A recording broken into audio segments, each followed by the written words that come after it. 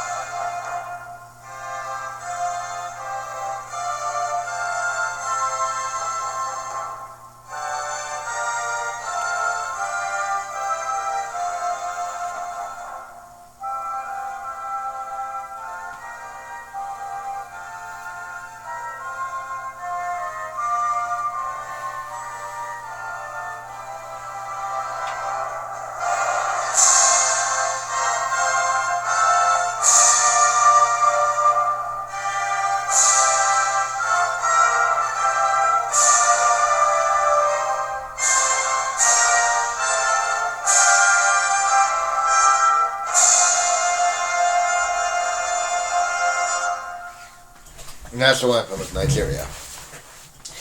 So, what I meant by not good start is literally not good start because in 1991, Nigeria didn't really do too good. They lost 4 to nothing to Germany. This is all in group stage, by the way. Well, they only lost 1 to 0 versus Italy, but then they lost 2 to nothing to Chinese Taipei. So, 7 goals against, 0-4. They became the first team ever to do that. And when I say okay, there's going to be another part of that. 1995, when they were in Sweden. By the way, they were in China just to reform you. So 95 Sweden. It kind of got a little bit better, but not at the beginning of it because they lost 0-8 to Norway. That's the worst score they ever gotten. The free draw versus Canada, so their first ever point, but they knew that they had to beat England somehow. England were a newcomer too, believe it or not. Were actually newcomers, and yep, that didn't end well for them as they lost 3-2. If they had won, they could have gotten third place. You never know. Then in 1999, this is where it actually got a little bit better, in a good way. Because they ended up beating North Korea, or the Democratic People's Republic, North Korea, that's if you want to pronounce it that way. They beat them 2-1, but then they kind of had a little bit of a stumbling block as they lost 7-1 to the host nation and eventual champions USA. But then they bounced back by beating Denmark 2-0. So that was pretty good. So they got second place and they advanced to the quarterfinal where they faced Brazil.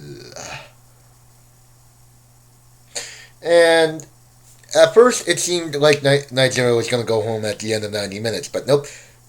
They got scored on 3 goals in the first half, but in the second half they completely came back, tied it 3-3 without giving up, but they would end up losing in sudden death extra time for the free. But this, in my opinion, is the worst ever victory for Brazil, because if you want to finish off a team, you better not give up a free goal lead like that. That is, I consider that one of the worst victories for them of all time. I'm not going to give Brazil anything. Nothing. Sorry. That's how I am. That's how I was raised. No, I have nothing against Brazilians. It's just, I was raised, what I mean by raised, I was raised to learn that Brazil is a bunch of cheaters after the Pele years. Because during Pele, innocent Brazilians playing soccer, beautiful soccer. Brazil now, bunch of cheating hicks. Okay, I didn't mean hicks. I mean bunch of cheating players, both men and women. Sorry, that's how they are. Not all the time, but mostly. So yeah, that ended their run. But in 2003, it seemed that 1991 haunted them. 12 years before, because in the group stage, they lost to North Korea 3-0. Lost to the United States again, this time 5-0. Not bad, but pretty bad. Then they lost to Sweden 3-0. So what could I say? That kinda does suck. That kinda sucks in a way. But everything seemed like it was going to be better in 2007. Kinda. Not really. Because they drawed with Sweden 1-1.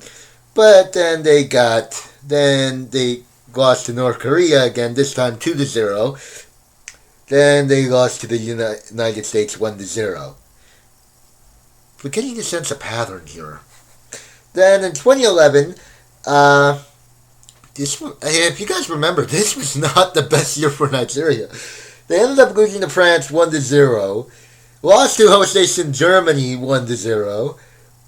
Then, but they finally beat Canada 1-0. In that game, there was a delay because the stadium lights went off. I don't know how long the delay was. I think it was... How long was the delay? 20 minutes. So that kind of sucked for them. So now the big question is, how did they get to Canada?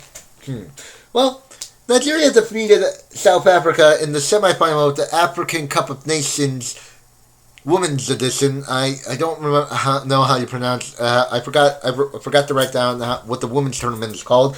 So they beat South Africa 2-1. And they qualified. So yeah, after winning the semifinal, they qualified automatically, but they still had to play the final for the African Cup of Nations, and they defeated Cameroon 2-0 in the final. And you all know the story with Cameroon and that. You're gonna love what I'm gonna do with World Cup team profiles. This isn't technically profiles because I'm not mentioning like everything there. I'm not mentioning like what their first international was, how everything went. That's going to be coming up later. So but before I get into that, here's their group. This is the group of death, and it says Group D. So typical. USA, Australia, Sweden, and Nigeria. So their first game is against Sweden.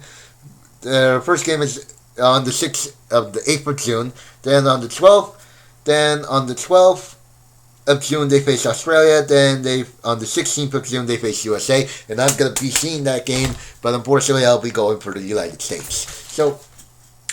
So yeah, join me next time as I go over. Oh no!